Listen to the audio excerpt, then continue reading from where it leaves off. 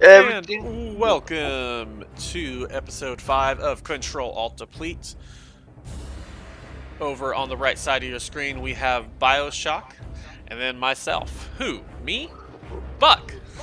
I'm Buckblind. Buck. I'm Buck. It's I'm an Buck. inside joke. Alright, how are you tonight, Bio? Good. I slept a long time, so I'm feeling good. I maybe That's overslept good. to the point where I'm tired still, but I'm Alright. sure I'll wake up soon. Oh, yeah. No, we'll do some stuff. Record this podcast, talk about some WoW, then play some WoW, probably get some stuff done. We'll go over some of the stuff we're going to do later. We did Yeah. not have an episode last week because this guy wouldn't wake up. So, yeah, I think we tried on like 2 different nights, and then he fell asleep both nights, and then on Saturday I was just like, at this point it's too late, let's just hold off till next week. So Yeah. we are here for episode 5. We're going to catch you up on all the news. We're not going to go over like all the buff changes. We will say a little mournful prayer for enhanced shamans. Oh yeah, those guys got yeah. They might have, everyone thinks they're just being deleted from the game, and it's possible. You never know. Yeah. It was a hefty nerf. Yeah. So there are a bunch of lots of tuning and stuff that's going on the last couple of weeks. I know Monks got nerfed, Demon Hunter's got a slight nerf, slight buff, stuff like that. But yeah, enhanced shamans, 25% damage reduction on everything. All damage reduced by 25%, just nerfed to the ground. Like that's rough. Like unplayable class now. Yeah, I don't know how much damage they were doing, but man, that's just rough. They're doing a lot. It's one of the largest nerfs I've ever seen in WoW history. Yeah. And of course, people were not super thrilled about it, mainly the enhanced shamans. as it is, yeah. But no, welcome to episode 5. We are gonna move right along into the news. First thing I want to touch on is there is a book out, a children's book, and for those of you that have kids, and I have 2 kids of my own, so they've got I'm probably gonna get this for my own kids, honestly. It was released, or they got the release date is July 25th for next year, so it's got a while before it comes out. But it is called A is for Azeroth, the ABCs of World of Warcraft.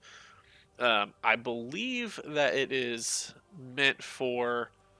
I think it's children. I have to look at this. Let me see here. It actually may not be a children's, but I thought it was more meant for like a children's style book. That's interesting. They don't have any images on it. But no, it could be good. Because I know I thought it might be for kids because my son has a lot of books that are like A is for airplane, and then goes through each letter and covers some different item or whatever. So I was thinking it might be something like that, but it might not be. I don't know. But either way, if you got kids, it's probably gonna be really good to get your kids into WoW. Might be a great way for that. Think about it. It is currently on pre-order for $16.99 here in the U.S. It's probably roughly 20 here. Right, on Amazon. And then biotech's the next part of the next topic. So, I don't know what the cap was before, but they increased the maximum characters per account to 60, so that's kind of good for people that play a lot of alts, do farming, or, for your example, speed leveling. Yep. Yeah, the max was 50. So they give us 10 more tunes, which is excellent. Because I've had to delete a lot of tunes throughout the years.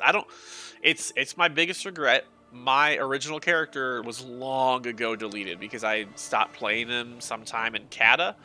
And so at some point, whenever 120 was the max level and he was level 85 or whatever, I ended up deleting him on one of my other servers. So, but yeah, no, I've deleted a lot of tunes to make room because I've hit that 50 cap quite a bit, so I'm excited about this. Yeah, it's definitely good. I don't have that many alts, but like you can like use some of those extra spots to make sure you like reserve names of different servers if you're Right. do it. I know a lot of streamers do that, but Oh yeah, yeah. No, I think it's a good thing. I would love to see it increase up to 100, but that's just me. Um, I don't.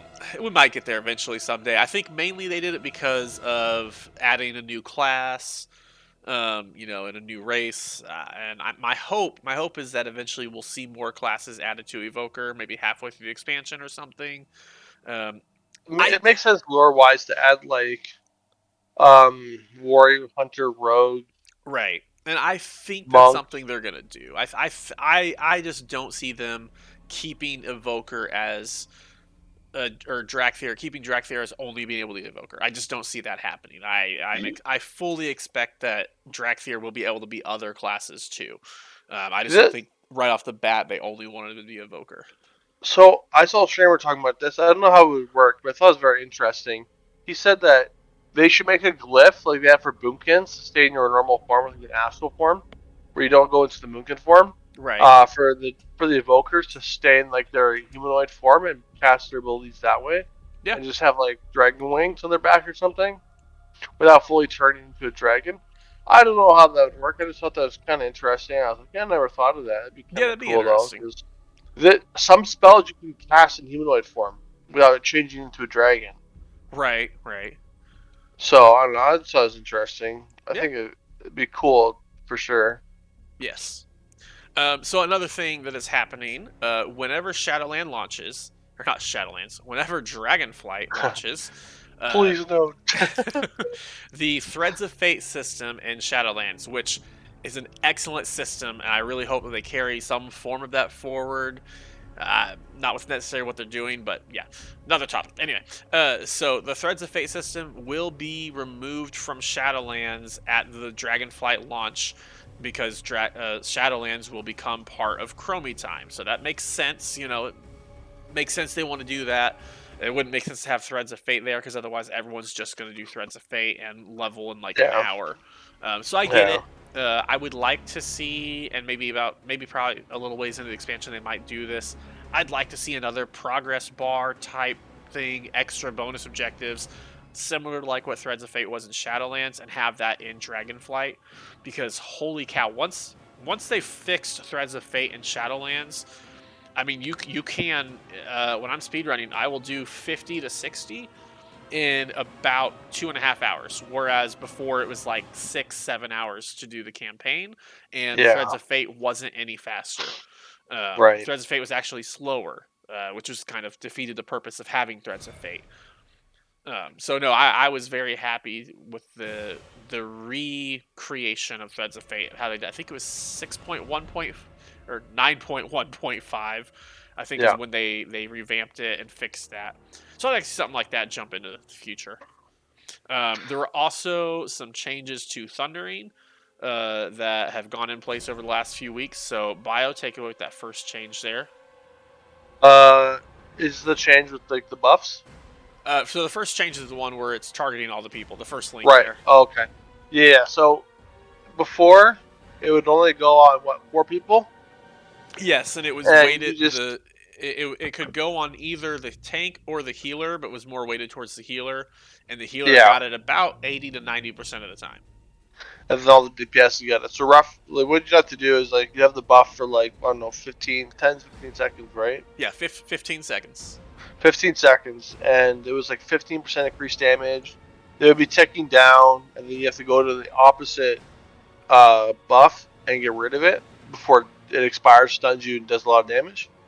So now it's goes to every player, all 5, has a 30% damage increase, and obviously with 5 you can only get rid of 4 of them, but that's intended, so don't freak out. Um, the the fifth person, probably the tank, would just like once there's only one person left, they don't get stunned because Yep. you have to have another buff up in order to get stunned. So once those 4 players, the DPS and the healer, runs their buff, if you do it that way, the tank will have his buff, and then it'll expire, and nothing will happen. Yep. So yeah, So basically, yeah. So the change was that if there is if there's nobody with the opposite mark within 100 yards, then you won't get stunned or anything. So that Yeah. fifth person, all the other ones have been removed. That fifth person doesn't have anybody within 100 yards, so they don't take the stun, they don't take the damage, they just get a full 15 seconds of the buff. It Yeah. also, now the original main reason they actually brought that in there was to make it so that you wouldn't have the issue of people running back because they died, they get targeted with it, and they get stunned and get killed again Yeah. because there's no one Yeah. there. That So happened to me a couple times. this also works. Let's say two people die, they're running back together, but let's say they get the same buff on them, and then the two of the three people in the party, well, now three of those people get the same buff on them. So you have 3 and 2, they're split up. Nobody will get stunned because it has to be the opposite mark within 100 yards. So if there's no opposite mark within 100 yards, you don't get the stun, you don't get the damage. So it works excellent to have that. Yeah. I thought it's a really good change, a really great way of doing that. Plus, I know one of the complaints was, well, now somebody just doesn't get the buff. Now this way, everybody gets the buff. Now there's also a little bit of strategy into who is going to get to keep the buff and not have to remove it and not take the stun, just get it for the full duration. Well, I think it kind of actually determines on what comp you're running. If you're running just casters, I think it's easier for the healer and casters to get rid of it and just leave the tank. Well, yeah. So my thinking is, I personally feel like it is smarter. For an average group, I would say it is going to be best to let the tank or the healer keep the buff, Yeah. just because that way they can focus on what they have to do. Because with tanking, positioning is very important. Having to move to go get, if there's a frontal, you don't want somebody coming to you or you turning the frontal towards the group to try while you're trying to remove the buff. If you're a healer, if you've got somebody that's dying and you need to get that cast off, you don't want to move to try to go and get rid of that buff.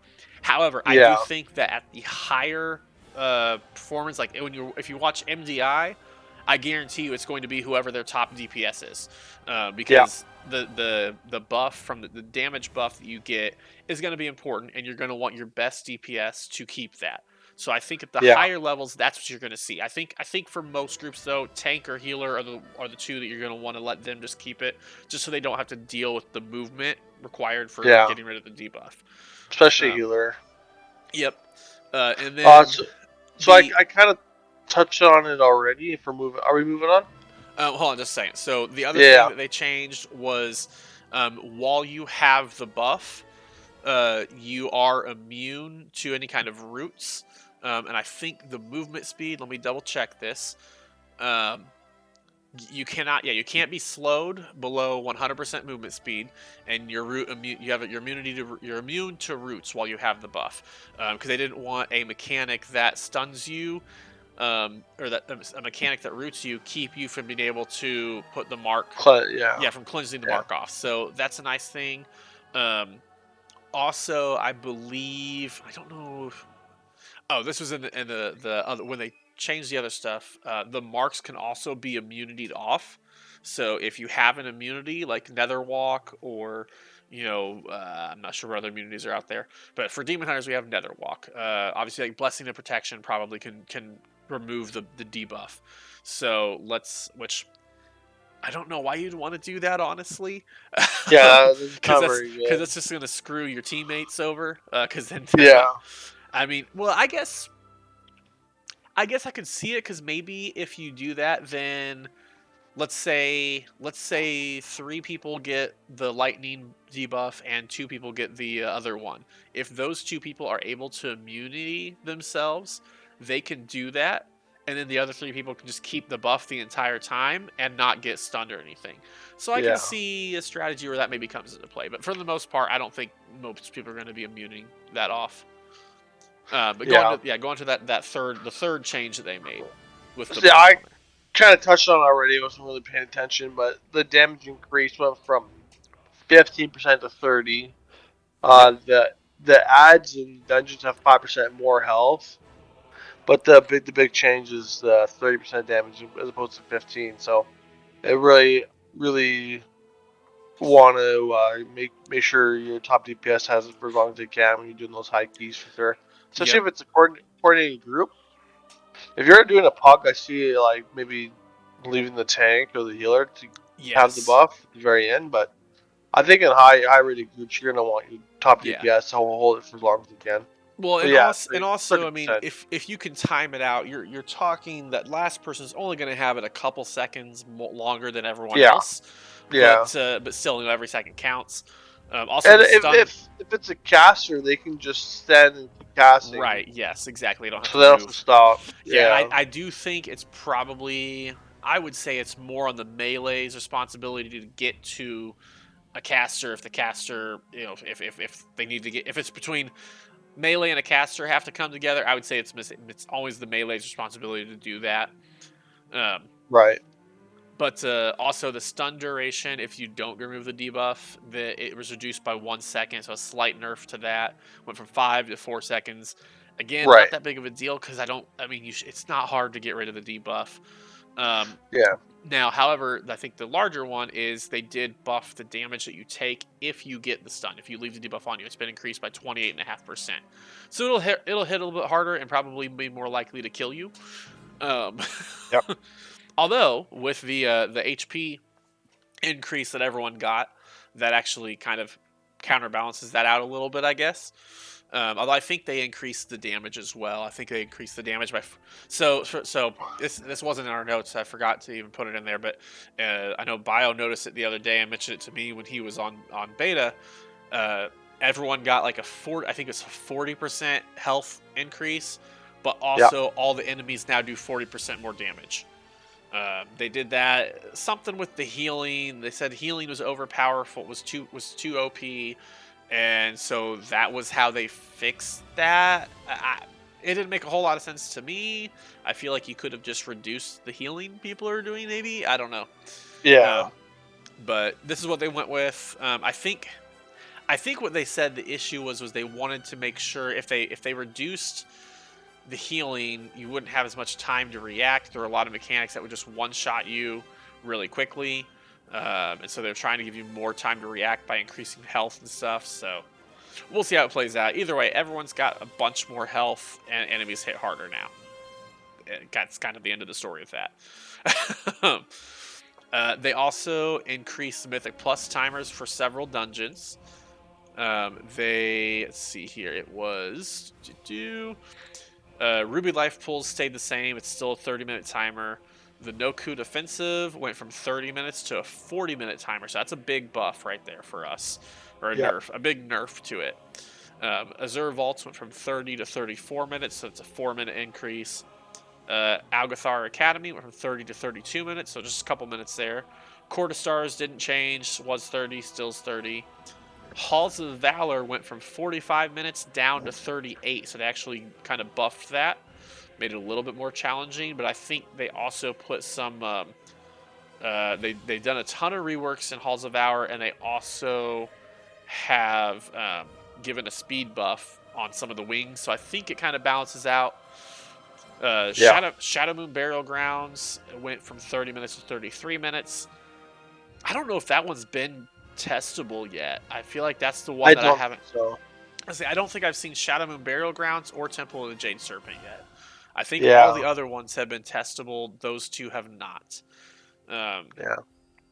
but yeah, and then Temple of the Jade Serpent didn't have any changes to it yet. But I think, from what I've seen, it sounds like they haven't touched that one yet. That's the last one that they're still working on doing the reworks to. Um, Yeah.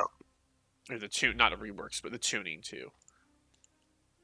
Yeah. There's a lot of nerfs to Halls of Valor bosses. I thought, Yeah, or they've been just a doing dungeon in general. Yeah, they've been doing lots of tuning on the dungeons. We haven't really touched base on it because there's just so many changes, so many differences, and it's changing every week. So you know, we'll kind of go over those maybe at some point, but we're not going to go too in depth on that because there's too much information. All right, so then the other thing that they changed for Mythic Plus, they announced this I think a couple days ago.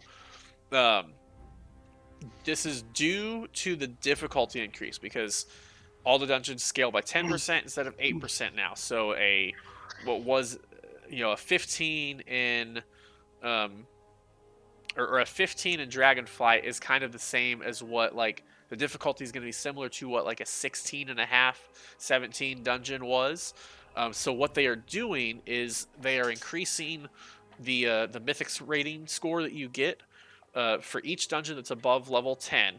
You get an increase of 2. So that way, their plan is that even though the difficulty has scaled up, as far as getting your Keystone Master rating, you should still get it around the same difficulty level as you did in Shadowlands. But your Keystone, the Keystone level will be lower. So my guess, based off the scoring, probably, whereas, typically we need all 15s to get the Keystone Master. My guess is that in Dragonflight, that's going to be more like a mix of 13s and then like some 14s in there will probably be enough to get Keystone Master with the score Yeah. increase. Not a huge change, but I think they said like if you got a 250 before, that would be a 270 now. So a nice little change there makes it so Keystone Master is still going to be decently easy to get, which it Yeah. should be easy to get since we don't get a flying mount for Keystone Master. Yeah. All right, and then I know Bio, you had another topic you wanted to cover for our last bit of our news here. Yes. Sorry, I was bringing up my screen. That's the wrong one. Okay, so the 12-month sub that just came out is like, I know it's a little bit more expensive in Canada, but it's like the 195 in Canada for Right, the 12-month sub. It's good if you play the game a lot. Like, if you're not planning on quitting, which, for example, a lot of like hardcore players that are willing to spend that much aren't going to quit. right. But you get this really cool Murloc mount, and it's like a really buff, gigantic Murloc that you ride. Yep, It's yep. so I can pull it up. So you get the 12-month sub. Wrath players get an Emerald Drake Yep. and Tabard of the Flame and a Rabbit companion pet. The Emerald Dragon, Festering Emerald Dragon, looks alright. Look cool. It's alright. Not bad. That's for Wrath. Tabard of the Flame is pretty cool as well for Wrath. But yeah, live you get the gigantic Murloc mount. It's kind of cool. Yes, yeah. And like for myself, I will definitely be getting it. I've already do the Same. 6 month one, so it's now there's no discount from the 6 months to the 12 months, which is I'm kind of annoyed by. I was hoping maybe that dropped to like $11.99 a month. Cause so far, like for a 1 month sub, it's $15 a month. 3 months, it's $14. 6 months, it's $13. I was hoping they drop that to $12 for the 12 months, but they did not. It's the Right. same as the 6 month one, which is whatever. Like I bought the 6 month one like a couple months ago. Now they're Right, releasing a year-long sub. It's like once I get that, I'm not gonna get paid for a sub for like 2 years. right. I have so many of these Well, so promotional so the stuff going way on. the way that it's gonna work, just as a heads up, the way that it works is if you order the 12-month sub right now, you're not gonna get charged for it. It will charge you that 12-month cost whenever your 6 month sub runs out. Oh, okay. Yeah. So like if you have, like I have about 4 months left on mine because I think mine was back in September. So whenever my 4 months runs out, then it'll charge me for the 12-month fee. So that's how that Right. works. But yeah, you're not gonna have to pay it right now. Because I'm, Okay. and I'm telling you this because I'm actually actively at this exact moment purchasing the 12 months literally on there right now.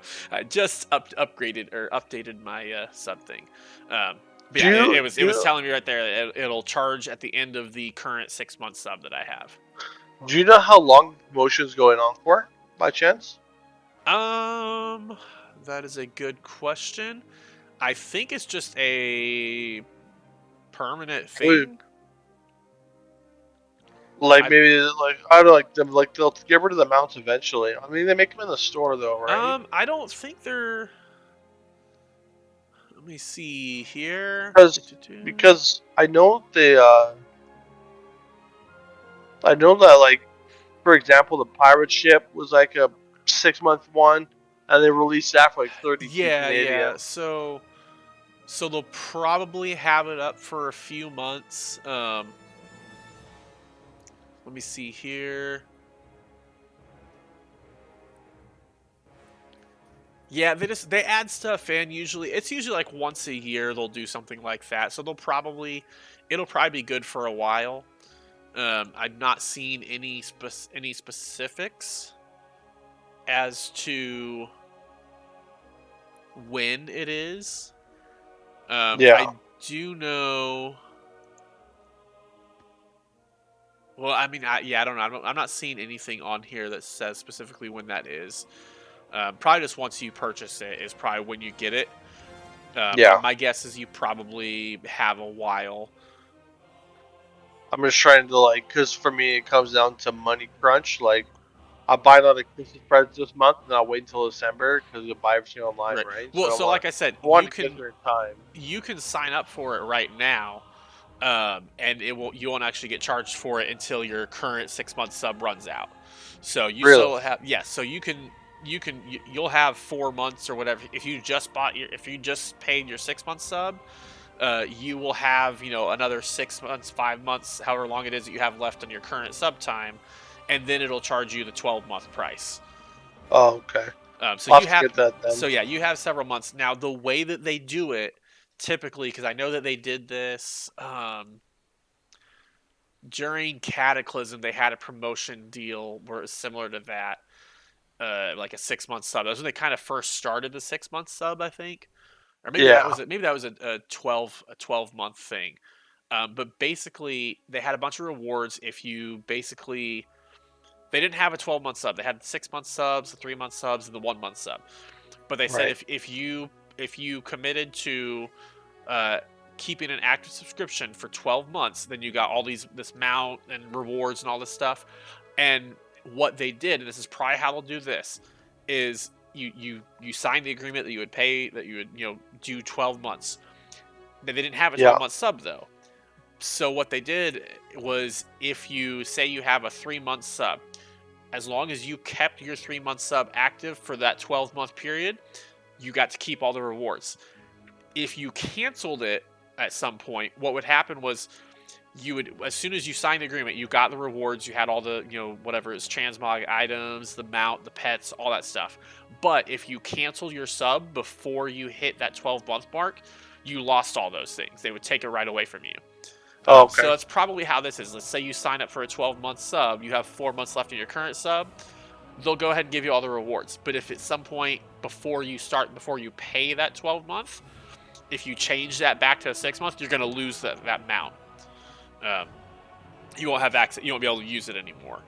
That's probably how Right. they're going to do that. That'd be my assumption.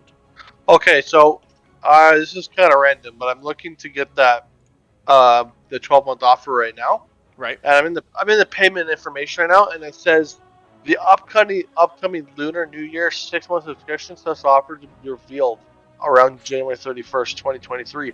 Yep. So there's another 6 month promotion coming in a couple months. Yes, and if you have the 12-month one, then you will get the that 6 month stuff as well. Yeah. Yep, that'd be cool. The lunar one.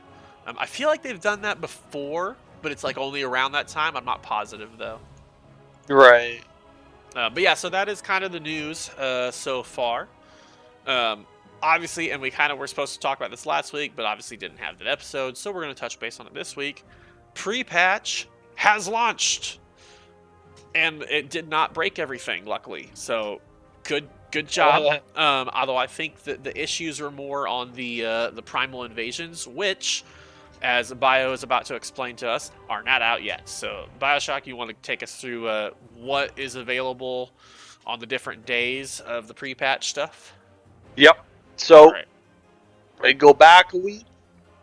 We got the new count on October 25th, but obviously not right now. But as of October 25th, we have the new talent system, the new race class combinations, which is priest, mage, rogue for every race. With the customize your interface, which is really handy and really nice. I really like it now. Yes. New accessibility feature. You got PvP rated solo shuffle, which is apparently I was just talking to my friend about an hour ago, and he loves it. He just like vibes Nice. out late at night and plays it. Says it's a lot of fun. It's easy to climb. It's a fun vibe, which is Nice. cool. I haven't really tested out myself, but I'm looking forward to testing that in the Dragonflight for sure. That also, tier set bonuses will no longer work, which is out right now, so that Yep. doesn't work at all. Yeah, so yeah, all those things are currently out. Those came out whenever pre-patch initially Yeah. launched. I know you were very excited about getting a Tauren Rogue. Yes. I think it's absurd, but I love it. All right, and then what's coming Um, out next in Phase 2? Phase 2 is November 15th, a week and a half away, I guess. We have the new class and race, Dracula Evoker, which I know in the previous podcast I really bashed them, but after finding the spec and the practice, I really enjoy playing it. Nice. So that comes out on November 15th. We have the Dracula Starting Zone, Forbidden Reach, which is I've leveled twice. I was to test it out. Fun. Got a good quest line, a lot of story to it, which is kind of fun. Nice. Get him to Um, level 60. well, yeah. I did it on the beta, and I finished around 61 and a half. Well, you'll be 60 because 61 Yeah, won't be available. yeah. I know. I think like Yeah. if like once Dragonflight comes out, if you level one, you get Right. more than 60. But yeah, Right. for pre-patch, you'll only get to 60. Um, Then we have the pre-patch event, Primal Storms, and that's the catch-up mechanic and the transmog if you're looking for that. So Yep. you got tunes, especially you evokers that level up. This is a great way to get gear to get ready for Dragonflight. Yep. Yep. And for collectors, get all the sets, cloth, leather, mail, plate. It's going to be only available in the pre-patches like past expansions. Yep. There's Um, also a new toy you can get, and the heirloom trinket you can get, and also a feat of strength for killing all of the storm lords, or all of the elemental lords. yeah, I know last week's, or not last week, but 2 weeks ago, our podcast episode 4, we went over all the different things that are going to be in the pre-patch. We didn't cover the dates though, which is why we're covering them now.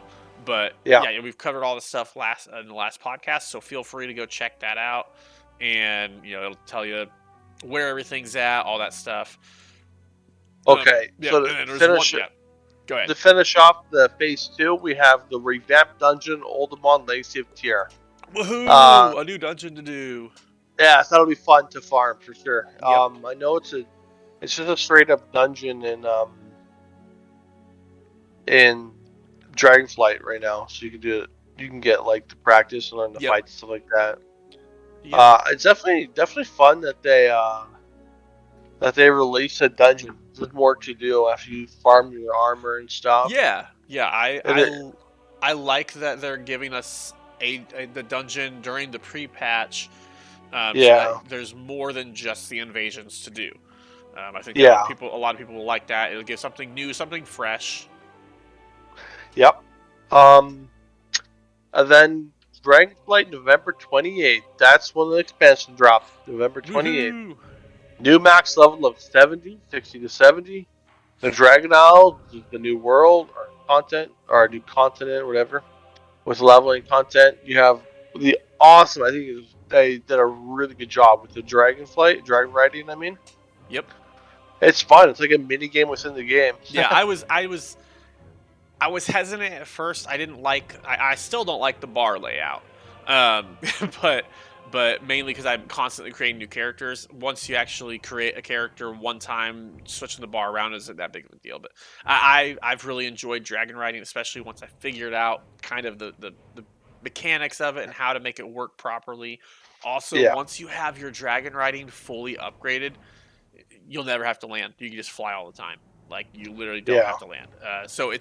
So while some people would complain about this, you're getting your flying essentially right away, just not in the usual form. But yeah, again, once you have all of your dragon glyphs, which we're going to talk about that a little bit later on, once you have all of your dragon glyphs and unlock all of the dragon riding talents, you literally can just keep flying infinitely. yep. It's really really well done. So It's I fun. like it a lot. Yes, I like the dragon riding. You go so fast too. It's so much fun. Yeah, you can build up mad speed. Yep. Then we have updated professions. I did a lot of professions on the beta like about a month ago. Yeah. It seems like the mats required for some certain professions is like a lot more than others.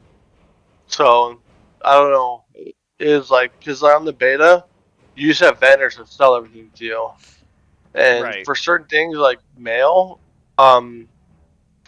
it was taking so much mats just to like make armor. More than play was easy, leather was easy, and then mail was just awful. I hated Hmm. it.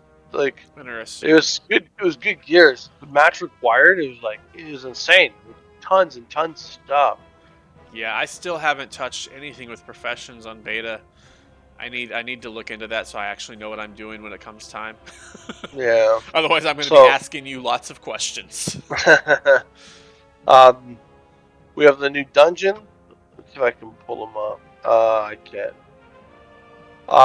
Yeah, there's lots of new dungeons. You got 8, right? Eight new dungeons, 4 of which will be part of season 1, and then the other 4 will be part of season 2. But you got Yes. the no good offensive. You've got the academy one. You've got the Azure Vault, yes, Azure Vault. You've Low got Ruby Life yeah, Pools. Ruby Life Pools. The Oldemon dungeon. We've got what are the other ones?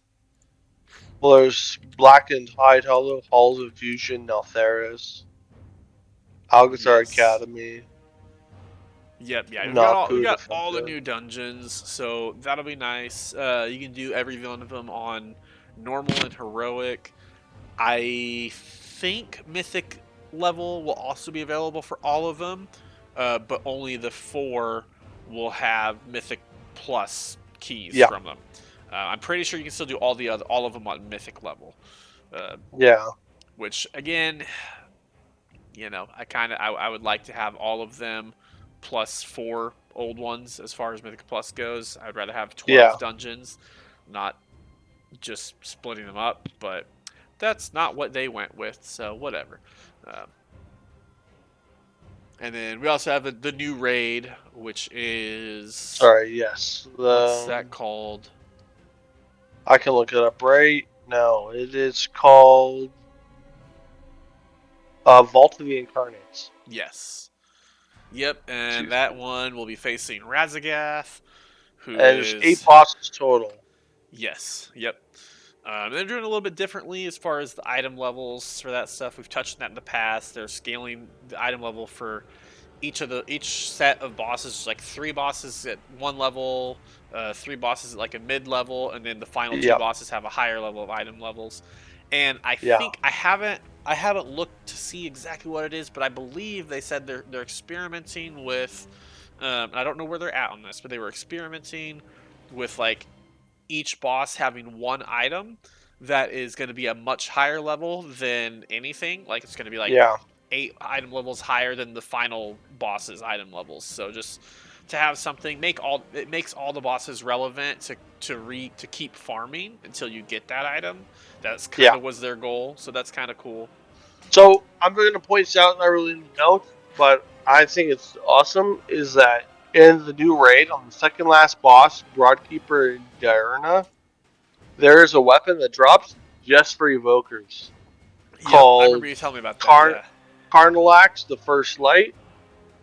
It looks alright. Its effect is awesome. It's a channel ability, and for example, on the beta, I have the normal version one, the normal raid, and the channel ability does about 270k over 3 seconds, so it's pretty strong. It's I don't know if you get nerfed or not, but it's strong. Um, it's just cool to have like a weapon specifically for evoker, the new class. So Right. thought I'd put that in there for all you Yep. evokers out there. It's definitely a good weapon to get. Yeah. All right, so yeah, so that's when everything is happening. So like I said, like we were saying, phase 1 we're currently in for pre-patch. Phase 2 is when evokers and all that stuff comes out. That'll be here in about 12 days, and then we have Yeah. the launch a couple weeks after that on the 28th. Now, as far as what can we do right now in pre-patch? Well, there's a few things. There's not a ton to do right now, but this is kind of the organizational phase, in my opinion. Uh, so we have, one, add-ons. Any add-ons you use, obviously, very first day of pre-patch, completely wrecked. Check your Yeah, Curse Forge, whatever website you're using to install your add-ons and update them. Constantly check that, get your add-ons up to date. Some of them will need to be reconfigured. It just depends. So get that set up.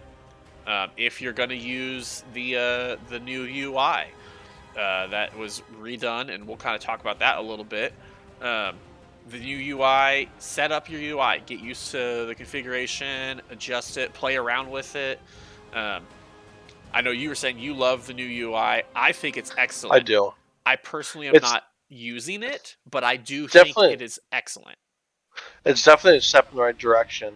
Oh yeah, no, it's excellent. I love what they did with it. And Um, I love the feature that you can set your bars up and then save it. All your characters can have the same layout without having to go through the issue of having to reset it everywhere and all the time, yep, all your new tunes. You just and click edit mode, drop down into the layout, click the one you saved, and it just applies. It's awesome. yep, you could also, because for me, like my tanking and DPSing, my layout doesn't change. If I'm healing, I do change my layout quite a bit because I want my party frames and raid frames in a different spot because I normally have those kind of just out of the ways where they're not going to be in my way to see whatever. But if you're healing, Yeah, you're going to be looking at those raid frames, those party frames a lot. So you have to be able to see those. So I usually move mine a lot closer, but you can set up a layout for tanking, a layout for melee DPS, a layout for range DPS, and a layout for healing, and then just switch to any one of those depending on what you're doing if you want. So that's always great. Now, for me personally, again, like I said, I think that what they did with this layout is absolutely amazing, excellent. They did a great job. I think it is a great step in the right direction, especially for new players or any players who have always used the default UI. Now, for yeah, players like myself, I've used the LVUI for 5, 6 years now. I like LVUI. I love LVUI.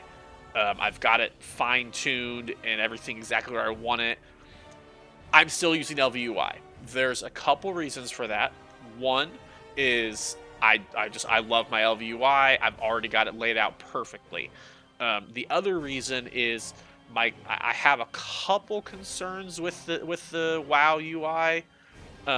One, I, I'm I know during beta, pretty much for a while there, every time they released a new build, you had to completely redo your UI. Even if you had saved the profile, it did not carry over. I don't know that that's necessarily going to happen on live, but I would have some concerns in patches whenever we have a new patch release. Is that UI going to carry over? If they make any changes to the UI, you're going to have to redo it because that's what it was. Anytime they made a change to how the UI worked, you had to redo the UI completely. Your old save profile wouldn't work properly, so you had to yeah. completely start from scratch. I'm concerned that, especially on big content releases, your UI is going to get completely screwed up, and you have to do it all, set it up all over again. And I don't want to do that. Now, maybe that won't happen. Maybe they will have it figured out, and you won't have to do it. And that's awesome if they do, if they have that correct and fixed. Because I know with like LVUI, all I have to do is export it before there's going to be a patch. Which anytime I make a change, I have a Word file that I just export my LVUI profile into anyway, and then that way, if I have to delete my WTF folder or uninstall and reinstall the game, whatever may happen, I've got that profile saved on a Word document, and I can just import it back into the game and not have to spend 5 hours setting up LVUI. Right. So if WoW is able to make sure that they hammer that out and don't have an issue with that, then I think it's right up there with LVUI and stuff. The other reason I use LVUI is just because I'm used to the layout and the look. Um, its unit frames look different because you can change it and customize it, and I'm just used to how I have it laid out. That's mainly the only reason. It's not that I think that the WoW one is bad. I actually think the WoW one is amazing and right up there on par with LVUI now.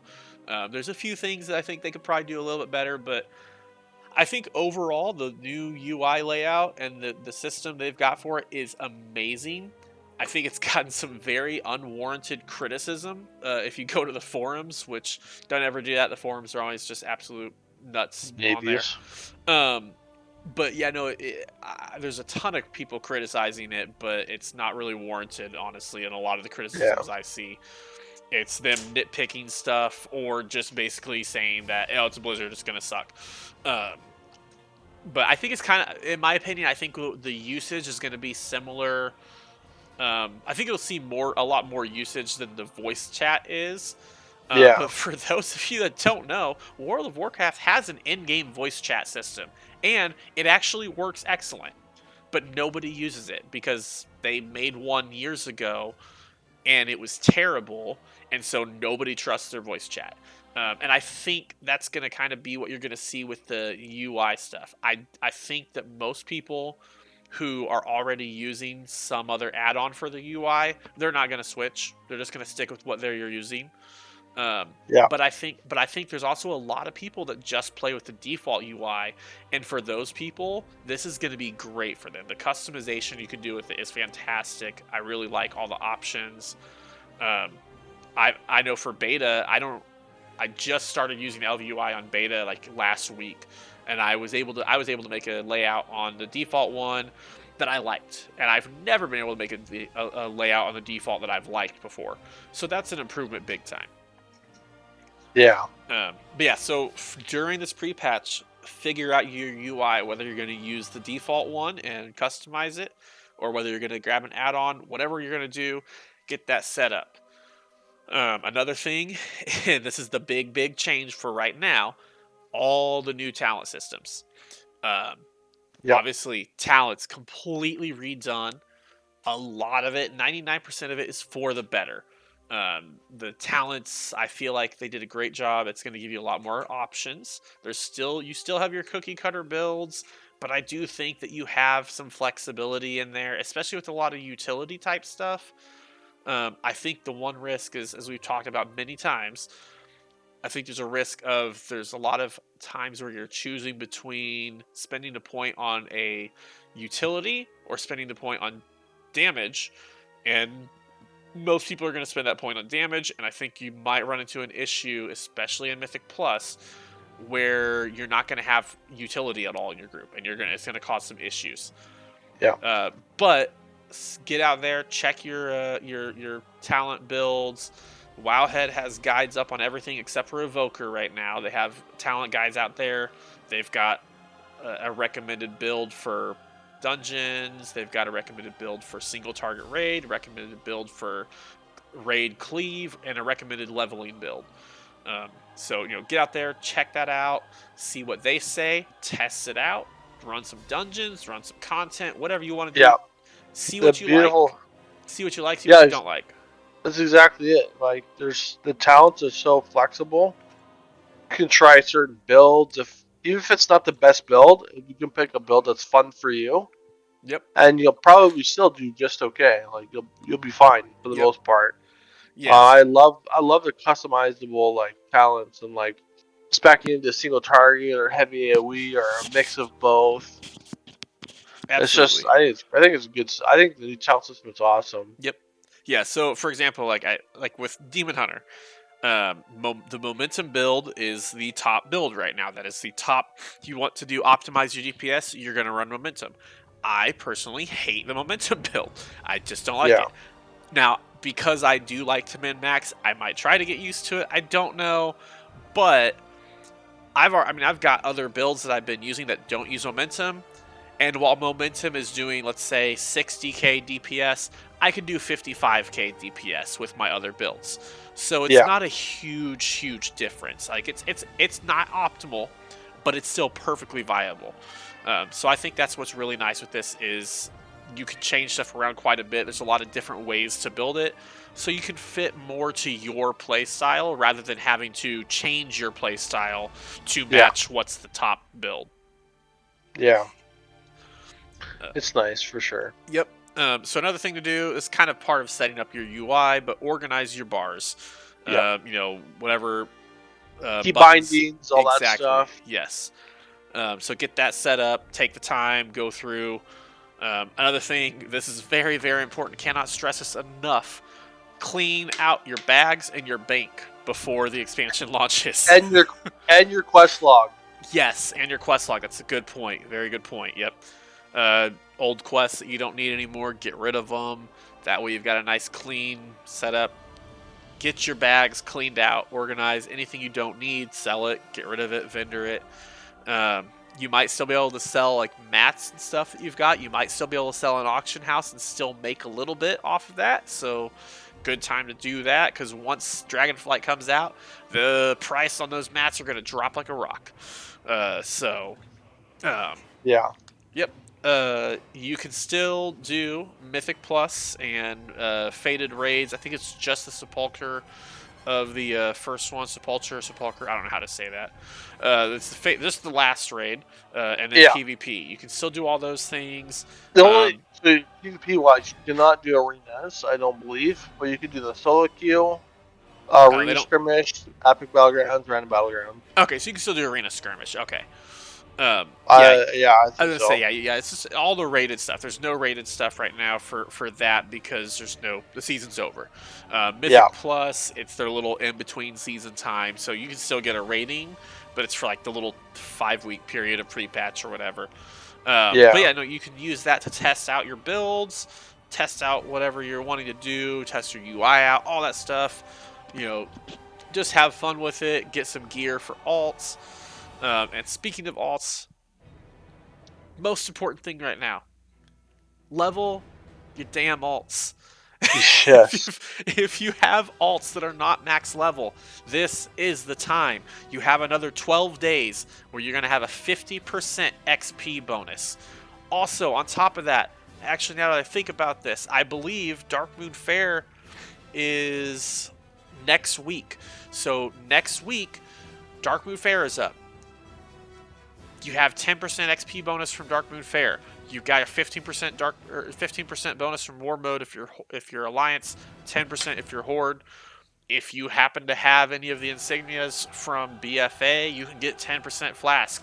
Put all those things together, you're talking an 85% increase in XP. Level your Yeah. alts. You literally will never have a faster time to do it. This is the time to level your alts so much. Almost double XP right now is basically what you're looking at. Yeah. Get your alts leveled up. Just do it. Let me verify for you all. Yes, Darkmoon Fair starts Sunday on November 6th, which, looking at that, that means I might have another run at speed running. Yeah, Yes, we you might do. we might have another go. We might have another speed run go next week for a 10 to 60 run. Technically 8 to 60 with the Demon Hunter, but yeah, we might do another one next week. We'll see. But yes, get your alts leveled up. Seriously, you will never have a faster time until it's time for the next expansion. You got 2 more years after this, so this is the time. Get your alts leveled up. So many people don't take advantage of it. It's so fast to level right now. Yeah. All right, you want to lead Um, us into this next one? I know you've seen the stuff, so of the videos? yes, go ahead and take it away. Okay, another thing. If you haven't seen the videos, what are you doing? Yeah, go Go watch the videos. if you have not yet watched the Dragonflight Legacy videos, the first 2 are out. One released last week, one released this week. We're going to cover both this week because we weren't here last week. Yeah. Go if it right now, if you haven't watched it, pause the podcast. Make sure you come back. Pause the podcast. Go watch the videos. Come back, and then now we're going to talk about it. They're really well done animated videos. Oh yes, They're yes. awesome. They help lead the lore into the expansion, or answer the questions or some things you don't know about the expansion. Yep. These They're are just these they're videos awesome. are always my favorite parts of the of leading up to launch for a new expansion. Right. Yeah. So So you learn a little bit about Razageth, right? like Is that or Gal? Was it Galakron it or was no, Gazra? it was they I think they mentioned. Actually, I don't know if they mentioned in the first one. Galakron is who they talked about. So in the so we see Nosdormu. He is talking to Emberthal, Yeah. which is the Scale Commander Emberthal. She is, I think she's somehow going to be like the leader Of the of the Dractyr. Dracthyr. I don't know if she's in the starting zone at all, but basically I she's I have got to look for it. yeah, basically, so she's like just waking up and doesn't really know anything that's going on.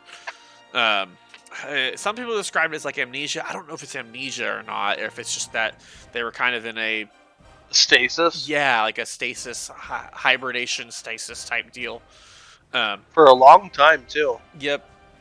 But to know, so Nosdormu is kind of talking to her and showing her, talking about who he is and the aspects and kind of a real brief touch upon it. We're going to go more into this a little bit later on. But he's Yeah. kind of briefly touching on like how the aspects became the aspects and their fight against Galakron, and it kind of depicts that fight really well done artfully. Yeah. The video's animation is excellent. And just kind of talking about how they became the aspects and got their power. And that's kind of the first video. Was there more? Was there anything else in that first one that I missed there? I don't think so. I have. It's been a week since seen it, so I'm drawing a blank a little bit. Right. Um, but no, and then the second video was released just the other day. You want to take us through that one a Yeah. little bit? It was in North Germany. Talk. Was it? What It's talking I about forget. Neltharion and Yeah, his betrayal. the Dractyr at first didn't really believe it, Yep. right? They're like Yep. saying that, well, we call him Deathwing, but to them he's still Netherion. They were not around when he was corrupted. Yes, they weren't Or aware of his corruption. so the Dractyr are a little bit weary of Norse Dormu, right? Yep. Yep. Yeah, sorry, I thought I got that name wrong for a second. Nope. Yeah, so he's basically explained to them a little bit of the story. Yeah, that's Yeah. all I have. Yeah. No. So he shows them like you see a flashbacks of like War of the Ancients, which is when Yeah, the Burning Legion first invaded Azeroth, way back. This is when Illidan and Malfurion were still, friends and brothers. brothers. Yeah, they were Yeah, brothers, and they were still, get on good terms and stuff. This is 10,000 years ago. The whole so there's the book series that actually covers it is War of the Ancients. Highly recommend it. Go read War of the Ancients. It covers all of that part of it. It's amazing. And then also it starts the story of how Neltharion got the Dragon Soul, which later became known as the Demon Soul, um, and was corrupted by the old gods. And so in the video, it's kind of touching on like the War of the Ancients and how they were all worked together and were friends, but then they didn't realize that Neltharion is being corrupted by the old gods. And then that later on the weapon they used, because they weren't able to defeat the Burning Legion right away, so he convinced them to get the demon soul and everything, and then which bound them to him then unknowingly, uh, and then that's his betrayal. And then, like you said, the Dractyr Emberthal did not really believe him, and said this is maybe you provoked him in some way. Maybe it was your fault that he attacked. yeah, Maybe he was defending himself against you. How do I know that's not what happened? So yeah, Nosdormu then shows her through using the Sands of Time, because Nosdormu is the aspect of time and can travel through time super easily. So he takes her and shows her when at basically Deathwing's fall, which is happens at the end of Cataclysm, and shows his corruption and how totally corrupted he was at that point in time. How the other aspects, along with Thrall, used the demon soul and kind of made it whole again, and gave up their amazing aspect power to defeat Deathwing. And how they yeah, kind of sacrificed their own power, because they became a lot weaker after that.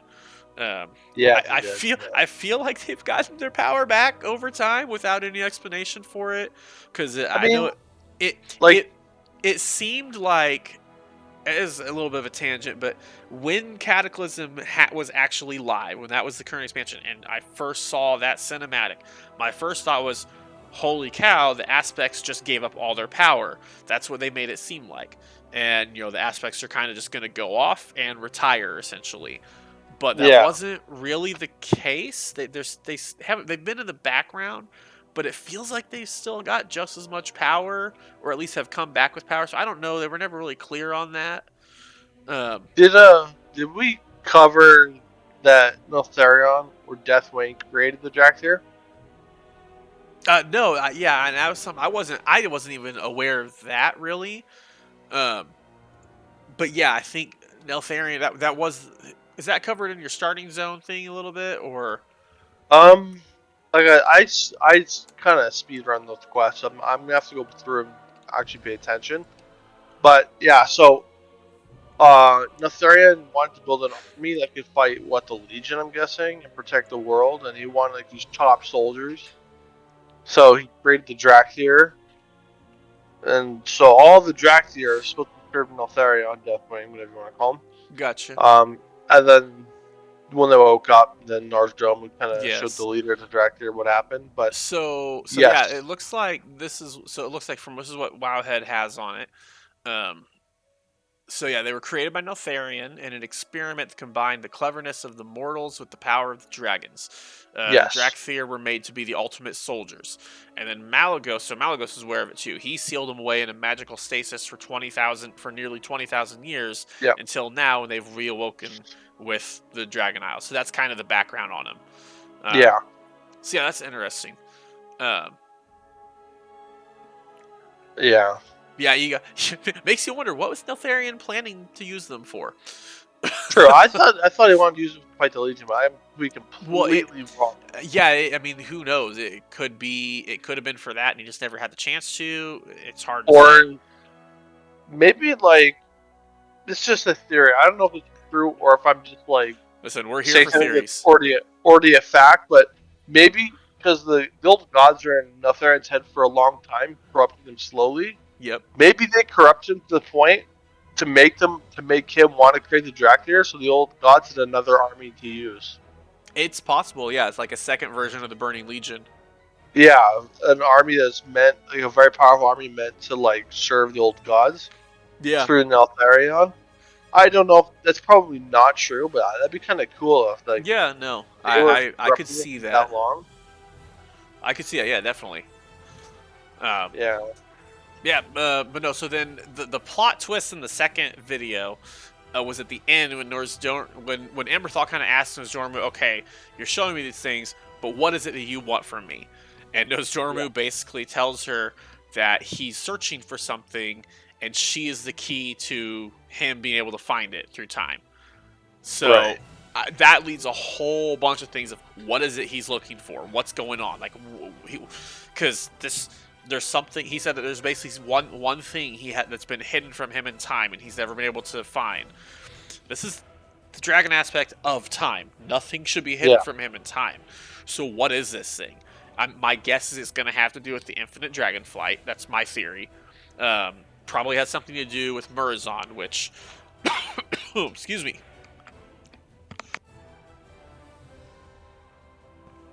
All you're right. good. So Murazon is basically the future version of Nozdormu. At some point, Nozdormu gets corrupted by the old gods, and becomes Murazon, Murazon is the leader of the Infinite Dragonflight, and it's a whole time war between You Nozdormu and you Murazon. you fight Nozdormu in Cataclysm. Murazon, you mean? What I'm. Oh yeah, yeah, Nozdormu's Murzon. the asset. Yeah, Yeah, yeah, yeah. I got Murazon. confused. In the end time dungeon, that is Murazon. We actually kill Murazon in the end time dungeon. That Yeah, is because that is supposed to be set way thousands and thousands of years in the future at the end of time. And it's where Murazon has gone and hidden himself. And so we kill him in the future, and Nozdormu is kind of like, well, now I've seen my fate. I know that this is how I die. So it's a really, really interesting way that all that has worked. Um, but no, I personally love the Infinite Dragonflight, like me the too. whole It's story and really everything. I cool. think it's really cool. I'm hoping we see a lot more of them in this expansion, and I think that we will. Um, Do you think that North might be the last boss? Is it possible, um, or I a boss in general? I would not be surprised if this is the expansion where we see Nozdormu start to Her, turn into Murazon. Like I could see that being the case. That's kind of what I'm thinking we're leading towards. Especially with these videos, I'm wondering if whatever he's searching for is going to be what ends up causing him to become corrupted by the old yeah, gods. I'm curious.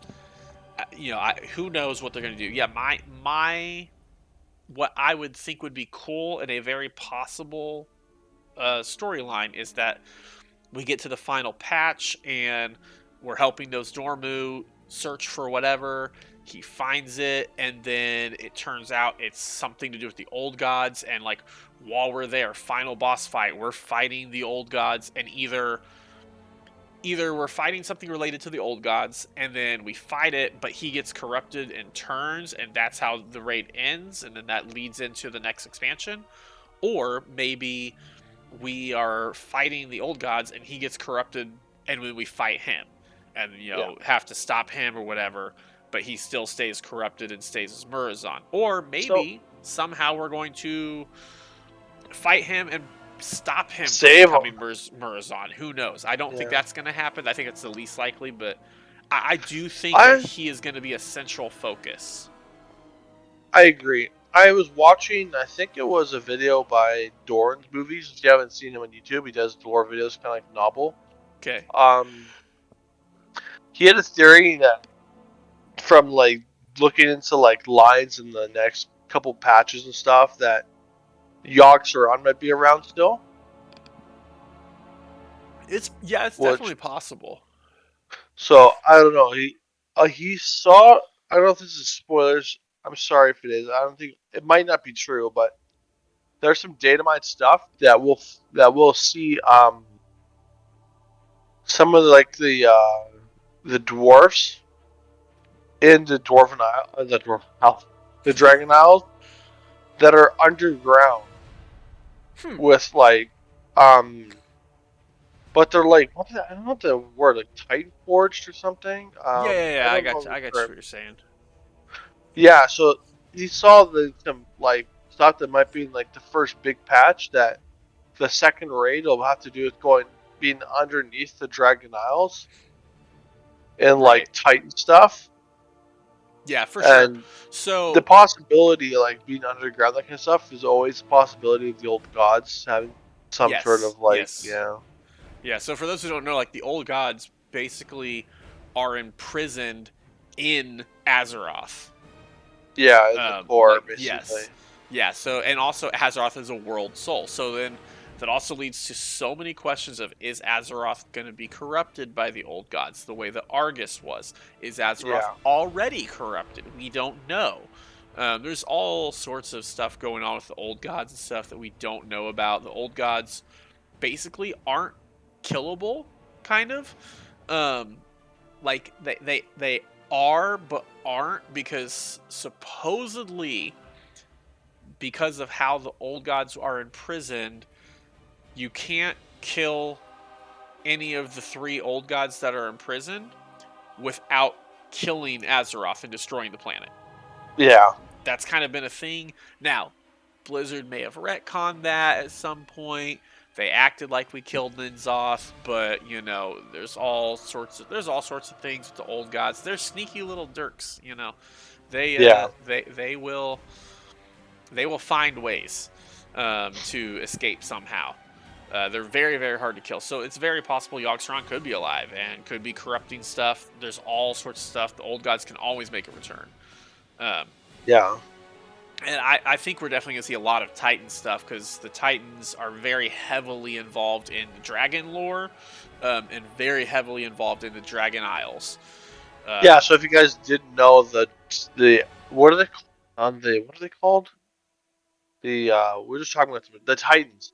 They gave the dragons the power, the aspects. yep, and we're going to go into that. That's actually a good segue to go into how did they get their power.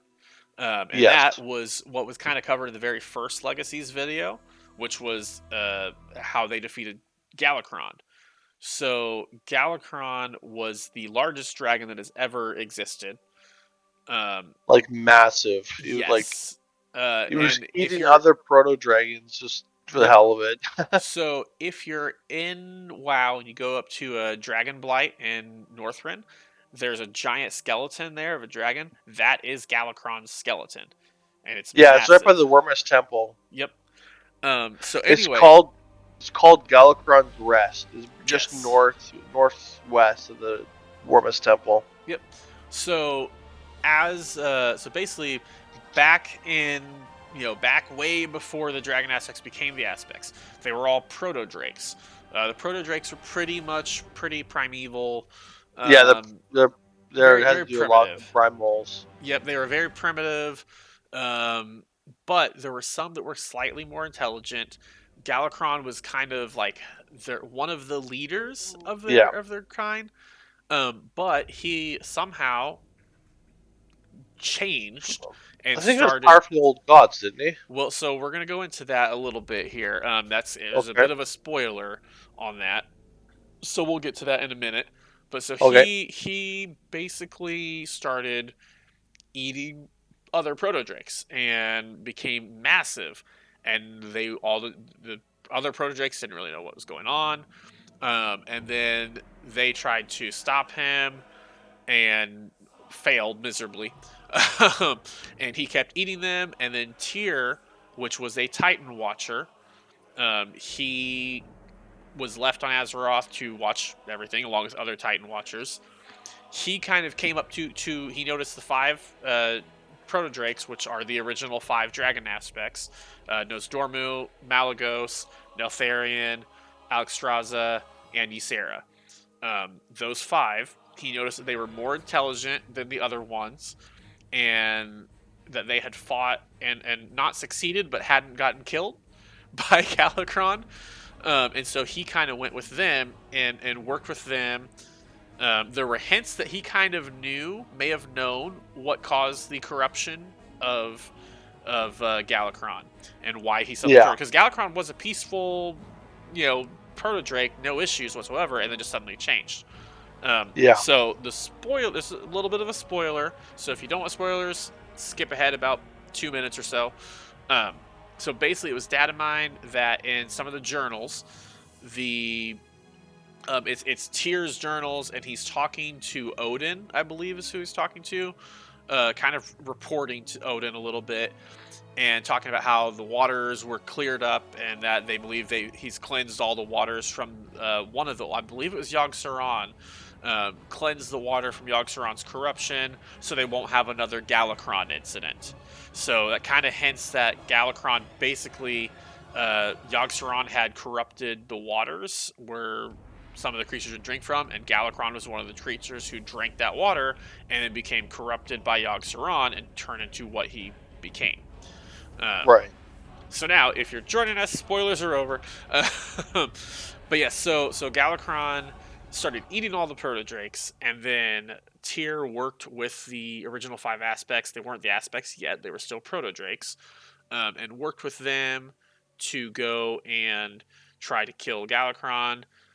Galakrond was not only eating other proto drakes, but he would consume them and then spit them Yes. back. Like he would consume their essence and basically merge like some of their body, like his, every time he ate them their essence would transform his body a little bit, and he was like covered in eyeballs and massive, just expanding. He had all these eyeballs on him. On top of that, he would also expunge these proto drakes back out of his body, and they would become, they weren't quite undead, but they would call them, I want to say they called them like the unliving or the undead or something like that. Yeah. But they were small proto drakes that were basically like him, and all corrupted and stuff. And again, very primitive, but he had like a hive mind with them. So he Yes. would control them. They didn't really think for themselves. But then Tyr worked with So the aspects. They fought Galakrond again. Um, at that During that battle, they had almost succeeded, but then Tyr dropped his hand. He got his hammer knocked from him.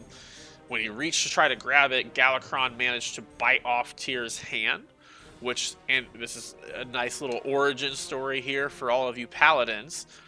That hand was then later on replaced with a solid silver fist, and it was known as the Silver Hand, which is what the paladins basically, that's the Order of the Silver Hand, was created in honor of Tyr.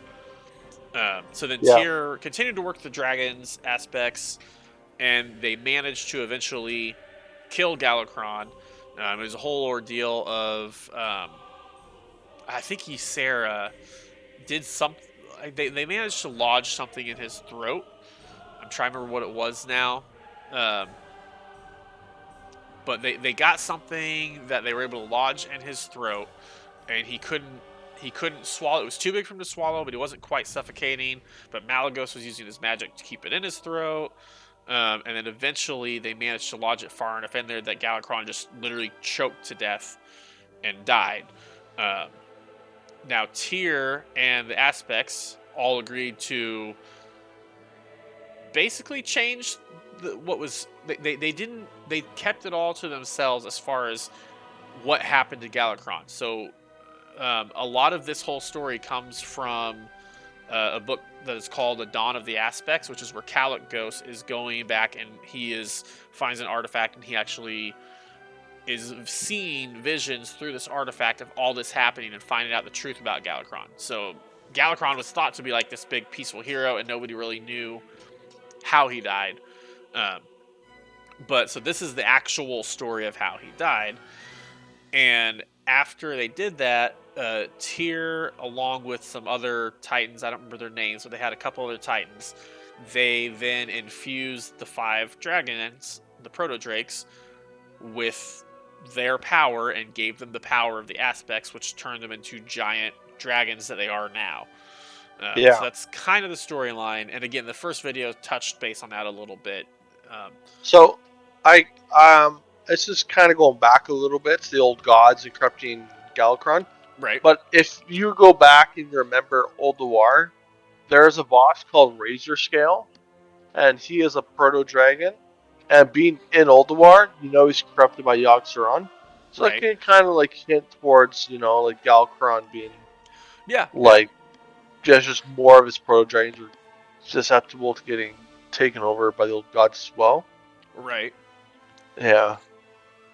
But yeah, so Galakrond is also known as the father of dragons, because that was what they had basically told in the history of dragons. That was the secret that they kept. They basically tried to make people believe that the aspects got their power from Galakrond, which Yeah. was not actually the case. Yeah. But no, Galakrond was always really cool. The Dawn of the Aspects book, really good book. Highly recommend it. It's on Audible. You can get the audiobook and stuff, all sorts of stuff on there. Really, really interesting, and it explains the origins of the aspects. Yeah.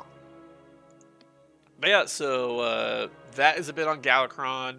We kind of talked about from the second video. We kind of already touched base as far as the Burning Legion, their first invasion, and how Neltharion became corrupted by the old gods as well, and their desperation to defeat the Burning Legion, all the other aspects agreed to give them the power, um, which then led to the demise of the dragons. Um, Yeah. Another fun fact, and I don't know if you know this or not, Malagos' whole entire during that, like when Neltharion became corrupted and became Deathwing, he literally wiped out like all of Malagos' clutch almost. There's only a very small bit survived. So Malagos like lost almost his entire dragon flight, which is what led to Malagos going crazy, and why we had to kill him later on. Um, when was it? Was that Lich King when we killed Malagos? Yes. That's what I The thought. Eye of Eternity. Yes, yeah, it was in the Lich King expansion where we had to go and fight Malagos, which has led now to Kalecgos being the leader of the Blue Dragon flight. Um, Another aspect that has died was Ysera, Yes, who Sarah. Yeah. died during Legion, and Yeah.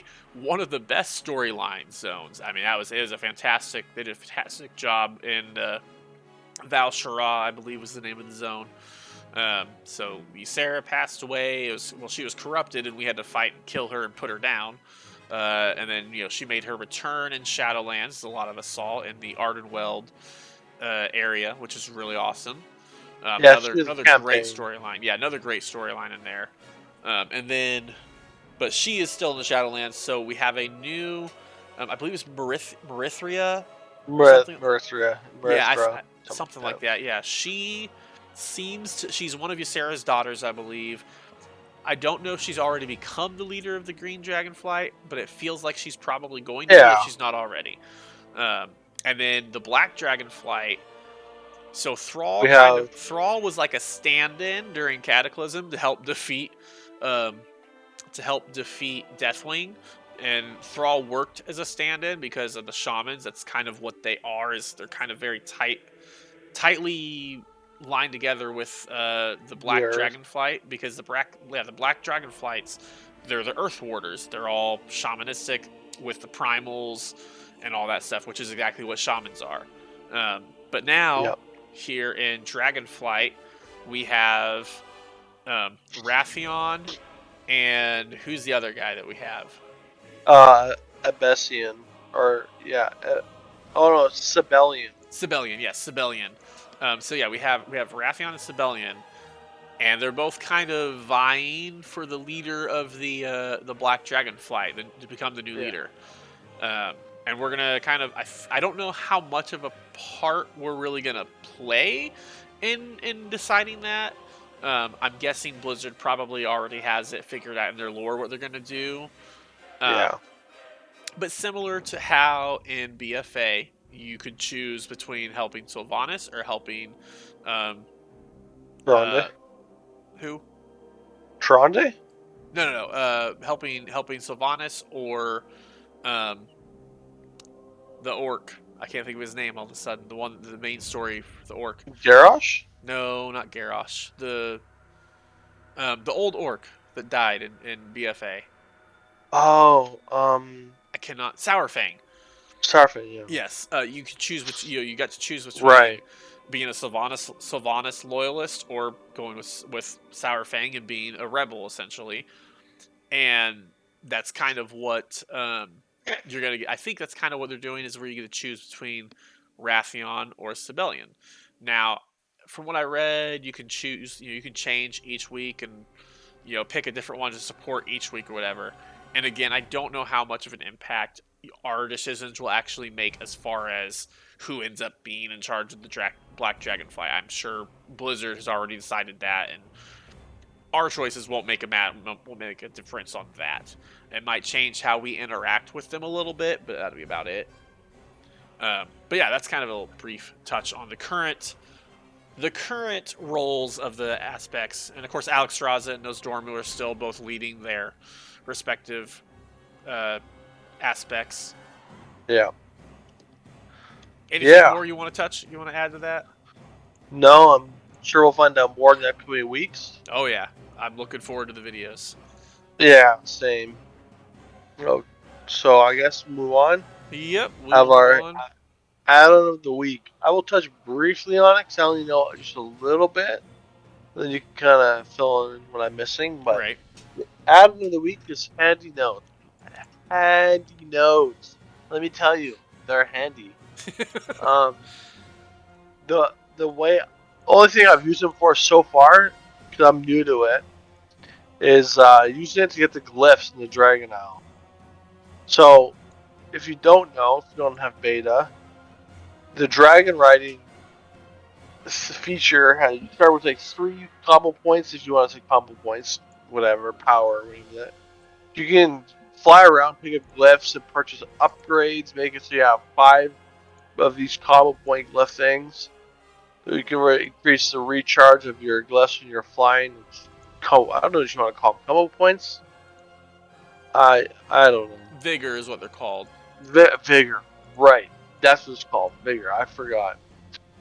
And it just shows you where to pick up all these glyphs to upgrade, and once you have them all unlocked for one tune, you get it from all your other tunes for free. But yes, I've only used it for getting the glyphs. It shows you all over the whole continent where they are, so it's nice. Yep. That's all I've used it for so far. So Yeah, so handy motes, and let me switch over to this so we can see. Why is WoW not showing? Come on now. mine There we usually go. takes a second. All right, Yeah. here we go. I had to open up my another window. All right, so if you look over on the map, let me make this map a little bit bigger. So handy notes, Right. I forgot I like you had were it saying, there too. it has all sorts of it's very handy notes essentially, and there are so many different mods that are added in for handy notes that you can download and install. They have one for every expansion. They have one for different zones in the expansions. They have them for treasures, whatever. So what I primarily use handy notes for is you'll have stuff like this where it'll show you like different rares and stuff where they spawn at, and it give you like whether or not gives you information as to whether or not you've already killed them, if there's a quest item, whatever, what they drop, all that stuff. Um, Same for treasures, and it'll give you information on how to unlock those treasures if there's some kind of lock on it. So like as you see here, this is Zeroth Mortis from Shadowlands, and these are treasures that I haven't unlocked. So this is a good one. For example, this is one I haven't done because there are eggs all over the place. You can see the blue circles that pop up whenever I hover over it. Those are possible spawn locations. That's why I haven't gotten this thing, because I haven't felt like farming out those spawn locations. um, Right. but it gives you instructions, tells you information. It has very handy notes on what to do for stuff like that. Yeah. So yeah, it's got all sorts of information like that. All these other nodes are from GatherMate. Um, but yeah, so here you've got right here, you can show rares, puzzle caches, cipher caches, all the different little things here that you can see. This is handy notes for Shadowlands treasures. It's got all sorts of different things. If you go onto CurseForge or whatever you use to install your mods, um, look up handy notes, and it'll have about 25,000 different things that'll pop up and show you all sorts of information. Dragonflight, it's gonna like Bio was talking about. It's gonna be really great for finding your dragon glyphs really easily. I can't show you on mine because on beta we've already got all of our dragon writing stuff. Um, but it'll mark the locations on your map. Treasures, I haven't gotten all the other ones installed for Dragonflight yet because I just haven't needed them. But it'll show you rares, treasures, all that good stuff. Anytime you get like in a point 1, point 2 patch where they have like a new zone, like we had Korthia, where we had, which actually Korthia is a good example. I think there's a lot in Korthia in this guy that I've got. So if we go to Korthia, which is not on my map. And the moth. There we go. Thank you. Yeah. So I guess I did unlock quite a bit, but it's got like, it shows like where the little flight points are at, these different treasures. It's not showing me my rares, but whatever. Oh yeah, it is. There they are. But yeah, it's really nice for whenever they bring out the small little new zones during the patches, because typically that's when you're gonna get your kind of end game, just open world questing type content with your dailies and whatnot. Um, and it just gives you so much information, makes it super easy to find what you're looking for. To me, it's a must-have add-on. Yeah. Like I said, you can go back and get various levels of it. They've got all sorts of, just browse through all the different things Handy Notes does. It's a great add-on in my opinion. I've used it for many expansions. Yeah. I think I started using it probably back in either Cataclysm or WAD. Probably is when I first started. I think I started using it in WAD for the treasures, because you had to get like 50 treasures or something to get your flying, and a lot of the treasures were in really terrible locations that were super hard to get to unless you had flying. But we did it. But Handy Notes comes in very handy at times. Yeah, I've only had it since there's Mortis. Yep. Yeah, there's a lot of good information, but yeah, feel free to check that out. Take a look at it, see what you think. All right, so moving on. Weekend WoW. Bio, what'd you do this past week? So I finally got my Falling Flame. For Woohoo! leveling. That took me a while. Took me about 5 days, Something like that, and yeah. I wasn't doing anything else. I wasn't playing beta. I wasn't playing retail. That really I was on retail, but I wasn't playing retail. Felt like I was sitting around waiting for a rare to spawn to get a stupid Falling Flame. It's gonna be worth it though. I think. Yes, I'd agree. Yeah, that was That's my fault. basically all I did. A little bit before that, and after that, after getting it, I've been playing my Evoker some more and Demon Hunter. Test my Demon Hunter to new builds. But I'm playing my Evoker Demon Hunter mainly. Really learning the Evoker class and getting a lot better at it. I went to a football game. I mean, it's Yep. not really WoW, but just I It pointed works. out. I pointed out because like I was farming the rare, get no luck, get off, go to a football game, come back, first kill, get Falling Flame. So Yep. I don't Yep. know, lucky I guess. It's nice. I'm glad to have it. I'm done farming it. It was really annoying. Yes. Yeah. No, I was also spending a lot of the time farming the Falling Flame. We were trying to get that for some leveling purposes. Yeah, But it was like a 30 to 50 minute spawn timer with a yeah, 1% chance to drop. And I got mine like a couple days before you got yours. And yeah. It's I like got 2 days. mine. I got mine, and then on the very next kill, I got another one. And that was interesting that I got two back to back. That was funny. But no, we spent a lot of time farming that. We both finally got Oh, it. Uh, also, yes. this includes both of us. We did some speed leveling, beta 60 to Yes, we 70 did. this week. Yes, we We did. got our time from 4 hours and 7 or 6 minutes to 3 hours 43 minutes. Yeah, so our very first run that we did was 4 hours and 29 minutes. Then we knocked that down to 4 hours and 6 minutes, and then now we're down to 3 hours and 43. Right? Yeah, Yeah. So 3:43. yep. So on that note, we're gonna be doing some more speed run practice as we get closer to launch. Hopefully, some of the bugs get worked out. We'll see. But Really only had a few bugs this time. I had the one where I couldn't move after picking up a quest. yes, that That was a big issue. that happened twice to me. Yep. The not loading of the Obsidian Throne was kind of really frustrating, but we figured out how to fix it. Yep. So And like then just in case it happens to you guys, if you're in a group leveling, so two of you, and it works for one, and you're like sitting in throne, and you're not getting your quest guide to pop up, fly completely out of the zone and then back in. Out of the zone is it not like not flying out of the what's the yeah, place called? and you have to go until you completely change like location on in that zone. Yeah, Um. so if you're in the Obsidian Throne, you want to go to like the Obsidian Bulwark kind. Yep. No Yep. wait, it's just out of the zone and back Yeah. in. You want to go about 1,000 yards away. Now, also, I would recommend if you're in a group, abandon the quest and then have your friend share it. Because that was one Once of the you're things out we of the did. Is zone, yes. I yeah, don't know if that actually impacted it or not, but those are the steps that we took to get it figured out. to work, yeah. Uh, it was really annoying. It took us about 20 minutes to get this thing to work, which I left the Warcraft devs annoying Twitter message because that's a bug that should be fixed. That should not. That bug happened on our very first run that we did together, which is like Like two and a 3 or half, 4 3 weeks weeks. ago. Yeah, it was like 3 weeks ago when we did that. There's no reason that bug should still be in the game.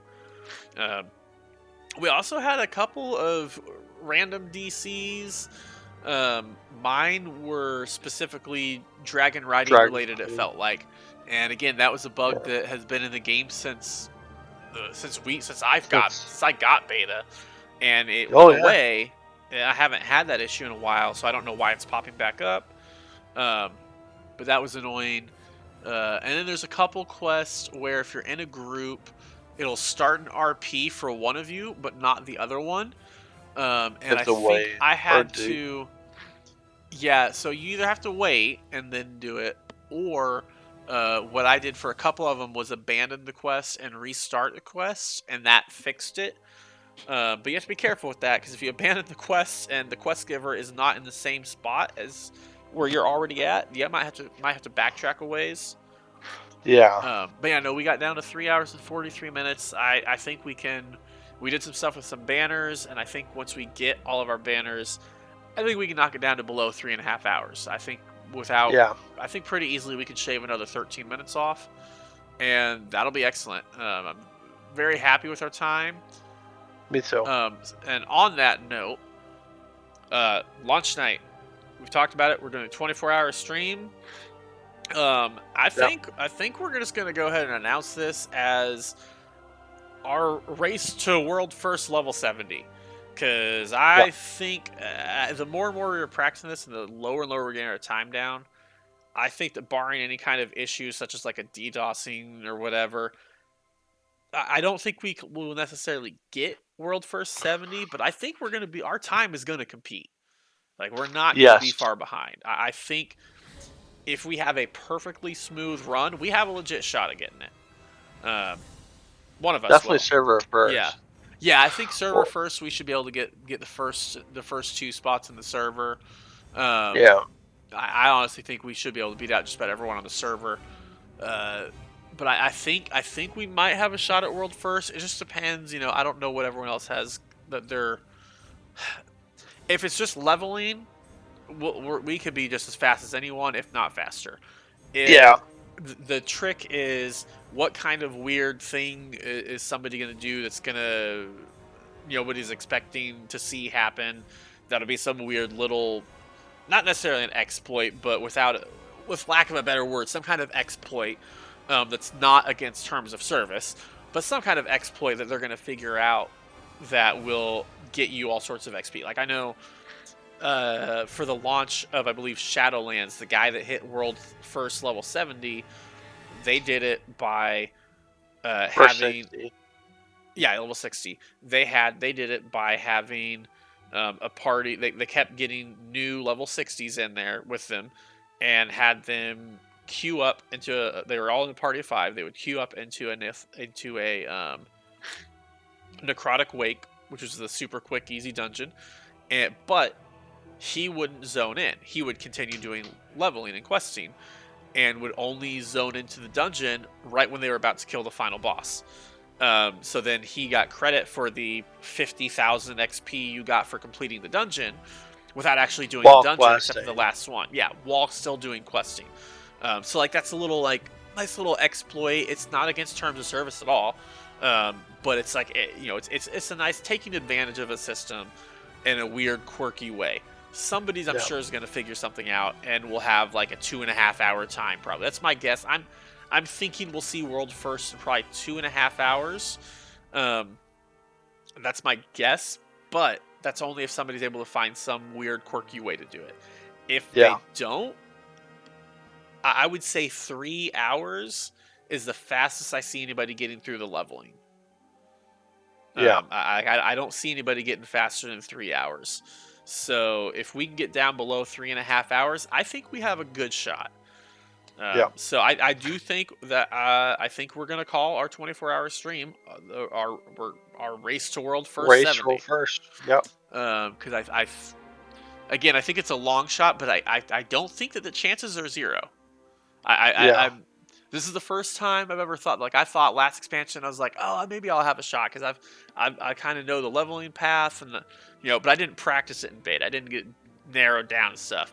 And it took me about 7 hours to level, which is fine. But like world first Yeah. was It in like took me like 9. yeah, world first was like 4 hours or something like that. So it was not even close. This time I think we're close. I think we actually have a shot. Yeah. So it'll be fun though. Come join us on the 28th while you're playing. Turn on stream. Um, there's a lot of stuff. Speaking of streaming, there's a lot of stuff with Twitch drops that are happening. We're Yes. not going to go into that right now, but we will cover that next week's podcast. Yeah. There's nothing happening as far as Twitch drops for another couple weeks, so you're not going to miss out anything. But tune in next podcast. We'll go over the information on the Twitch drops. Um, Hopefully, we'll have some more clarification from Blizzard as far as which channels are going to count for those, and if they do, we'll kind of try to give you guys information as far as that goes. Um, Yeah. but yeah, no, I think that's about it for this week. Yep. Um, I know we're going to be doing some more stuff to unlock some more banners and get you some stuff. Yeah. And then I'm going to keep on practicing some speed runs and stuff this week. You might be joining me for some of those if you feel up to it. We'll see. Other than that, I've been playing some Dragon Age 2, picking that up a little bit. Played some Force Unleashed the other week. But yeah, pretty much just we're in sit and wait mode at this point. We're practicing speedruns and waiting for the next phase of the pre-patch, and then that's when things will get Yep. busy. Once we get the Yeah. second phase, that's when it'll be all about gearing up alts and getting the catch-up gear. I think I just pulled a muscle when I stretched. That hurt. I pulled muscles when I was shoveling snow yesterday. Oh, I bet, yeah. My forearms are sore. My back is sore. Yeah, tell people how much snow you had. Too much. Too much. He lives in It was. Canada, so There's a lot of snow. It was deep, very deep. Yeah. yeah. Caused a lot of issues with traffic and stuff. And it was a snow day for a lot of people. Right. It wasn't that it was so cold. It was like, I don't know. It was like minus like 9 or 10, and then wind chill was like probably like minus 20, Right. minus 25. So it wasn't too bad, but it was the snow. It caused a lot of issues. Yeah. We had But our yeah. first snow a couple weeks ago, but it didn't like stick to the ground at all. It was just little flurries coming down. Right. But yep. So as we get closer to winter, y'all stay warm. Yeah, especially if you're Get in inside, Canada. play some WoW. Play some WoW. Um, Hell yeah. yeah, no, appreciate y'all watching. All of our socials are up top. You got me at on Twitch. I'm at Buckblind or /Buckblind. YouTube Buckblind Demon Hunter, and at Twitter at BuckblindDH. And my Twitch Bioshock. is QQ_Bioshock for YouTube and Twitch. There you go. All right. Anything else you want to add? Nope. We'll see you next week. Yep. We'll see you guys next week. Appreciate you all watching. Have a good one. Bye.